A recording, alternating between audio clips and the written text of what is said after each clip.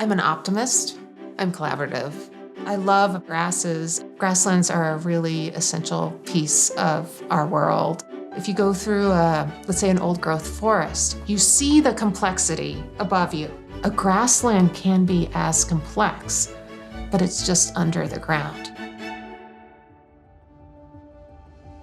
Katharine Suding grew up watching the vast grasslands in her home state of Colorado fray in the face of environmental change. The loss of local flora and fauna she'd witnessed was, in reality, a regional symptom of a global crisis still unfolding today.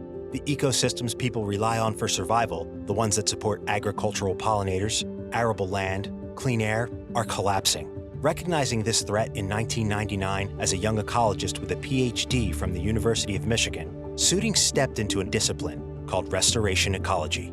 When ecosystems begin to unravel, restoration ecologists often step in to help restore the system. When Suding entered the field, the protocol was to facilitate recovery by returning nature to the conditions that existed before industrialization. In this American suburb, wildfires rage like never before. During years of suburban expansion, native grasses were displaced by an invasive species that grows tall, dry, and brittle in the fall. The result? Fire. Ecologists intervene, scattering native seeds, roping off the hillsides. They physically isolate nature from people. Still, the native grass refuses to regrow. In this ecosystem, and many others around the world, restoration ecology wasn't working.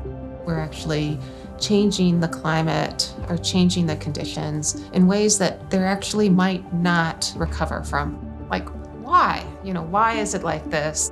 Determined to find out, Suding launched some of the most important studies in the history of ecology.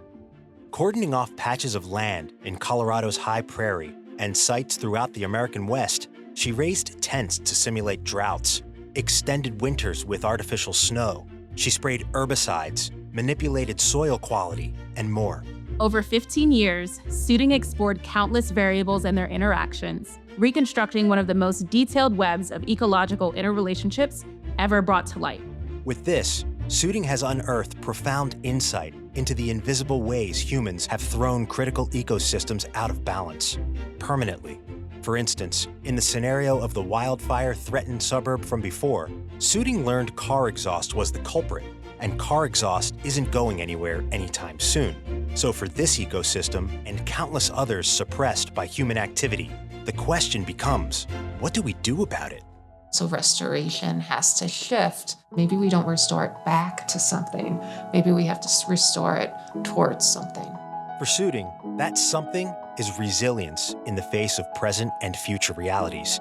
It means abandoning old systems, changing them into new ones, perhaps leaving invasive grasses, but introducing grazing buffalo, opening fields to ranchers, or even adding non-native insects proven by experimentation to bring balance. It's an incredibly bold philosophy, revolutionary even, not just for the groundbreaking science involved, but because it asks us to do something inherently difficult, to move on from the past, to let go of sights and sounds that have accompanied the human experience for centuries or longer. For some, these are painful prospects, but as ecosystems around the world stall out, Suding reminds us that we don't have a choice. How do we restore and use these types of ideas in places that we don't exclude people, right? So people are part of the systems. Scientists, the National Park Service, and land managers around the world have come to strongly support Suding, making hers one of the most impactful voices in ecology. And today, it continues to resonate with a hopeful message that human footprints don't always have to be the trampling sort, that we can change nature for the better in harmony with our own needs. And letting go of the past only opens the door for something new.